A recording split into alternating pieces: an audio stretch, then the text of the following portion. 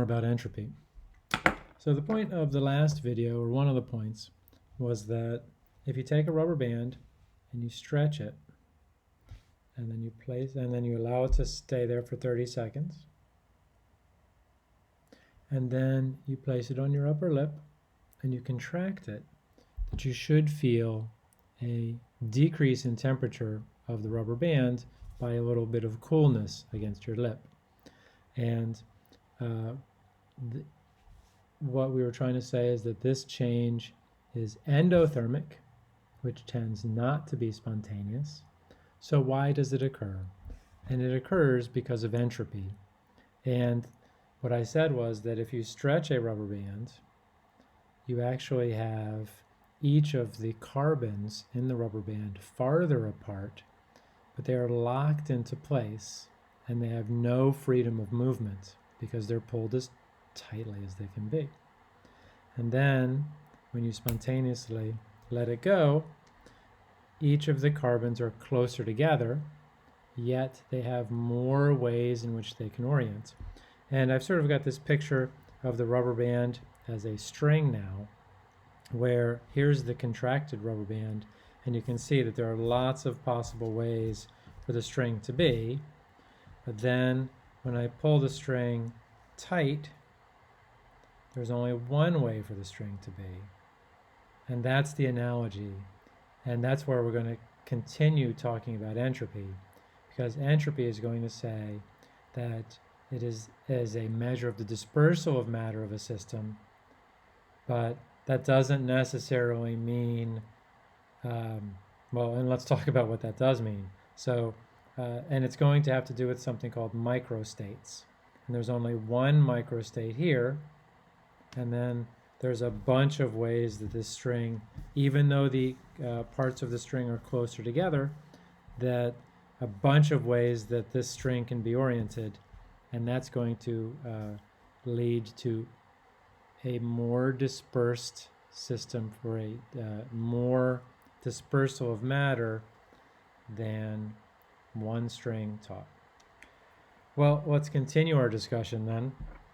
So with some of the nuts and bolts of entropy, entropy is a state function, which means that its value depends only on the initial and final state. So value of entropy depends only on initial and final state.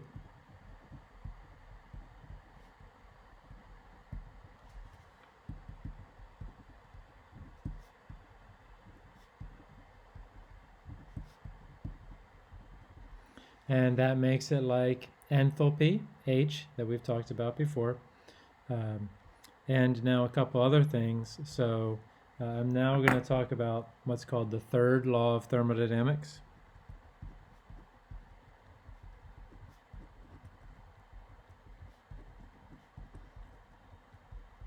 And you don't have to memorize the name, but you do have to know the result, or the third law means. And so the third law says the entropy of every pure, perfectly crystalline substance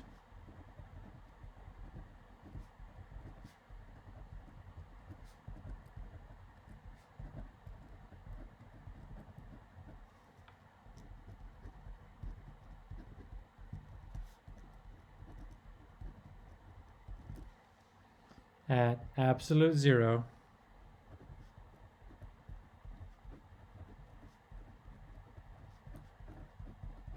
which is of course 0 Kelvin, is 0. So unlike enthalpy, which is a state function, we will know absolute values of entropy. And that's different because for enthalpy, we only ever talked about delta H values, and because we could not know absolute values. Okay?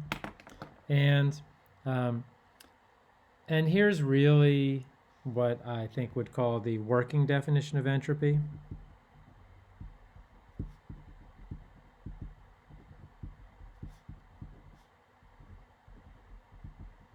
The working definition of entropy is a thermodynamic function that increases with the number of energetically equivalent ways to arrange matter.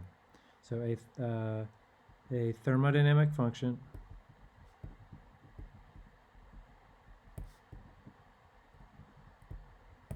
that increases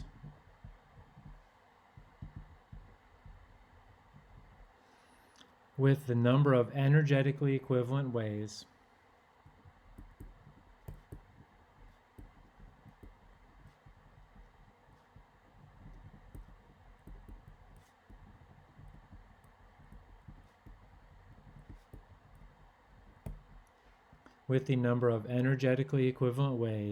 to arrange the matter.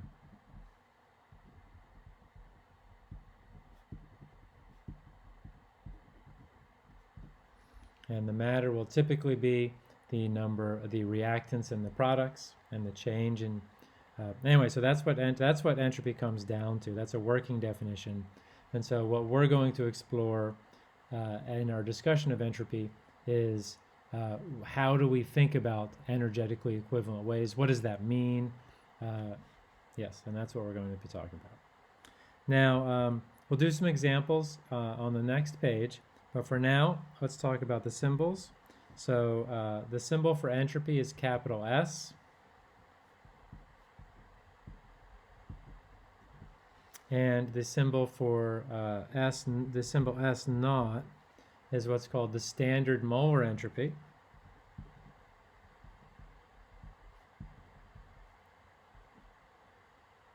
Yes. And you'll notice there's no delta here, and that's because we can know absolute values of entropy. And S naught is what's tabulated on the conversion equation sheet. So that's what you'll find.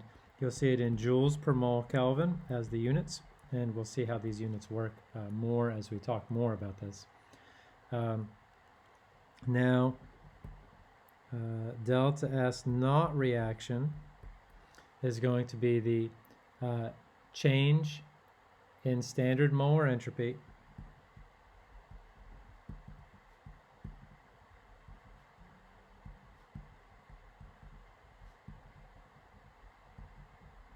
upon reaction. And we'll see that we're going to calculate the delta S naught reaction in a very similar way as we would calculate delta H naught reaction. The only difference might be that we use S naught values for entropy, and we use delta HF naught values for enthalpy. Okay? And of course, standard, and we in this course don't make much difference between standard with the naught and not standard, although we will talk a little bit about that this chapter too. But standard means T equals 298 Kelvin. Pressure of gases equals 1 atmosphere. And pure solids and liquids.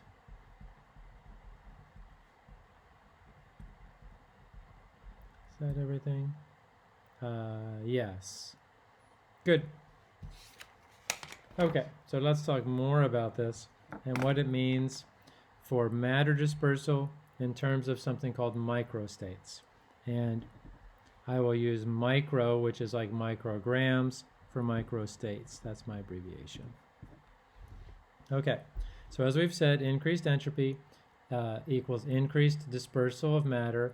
And why we're interested in this is because if these are the case, then, well, increased entropy tends to be spontaneous.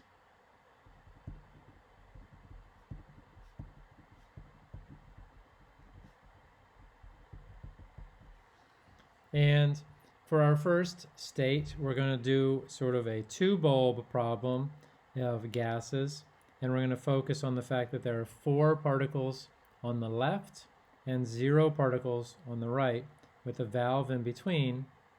And we want to understand, why do gases expand to fill the available space?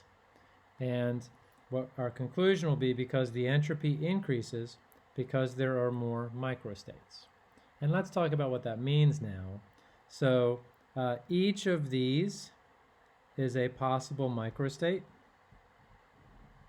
And so this, all of these, so each of these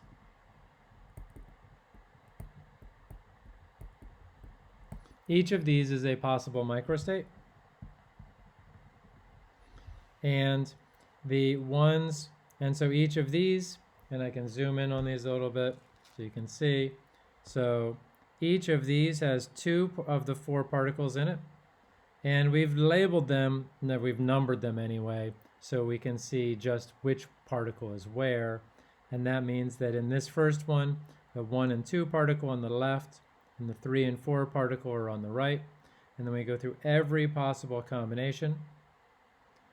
And we see that, okay, so first off, there's only one microstate in which all 4 of them can be in the left. There's one microstate in which all 4 of them can be in the right. But there's 6 microstates in which there are 2 particles in each of them. And so what we are attempting to say is that this state, because it has 6 microstates, or this, and this one only has 1 microstate. So this position in which there are 2 gas particles in either one has higher entropy. So first of all, if it has more microstates, it has higher entropy, and it tends to occur. It tends to be spontaneous to move from either of these states to here. So if I can back out a little bit, it says, why do gases expand to fill the available space? Because the entropy increases because there are more microstates. So we would say that having 2 particles in either bulb, or let's say this, moving from 4 in 1 to 2 will tend to be a spontaneous process. So because there are more microstates, yes. So, and we can say this is a very small demonstration of this because we've got 4 moving to 2 and 2, but the exact same process occurs when you go from 1 mole on one side to half a mole on either side as well. So this is a small example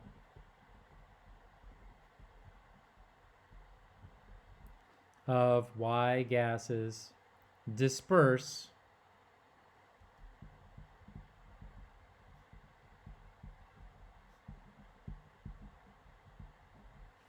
to fill the available space.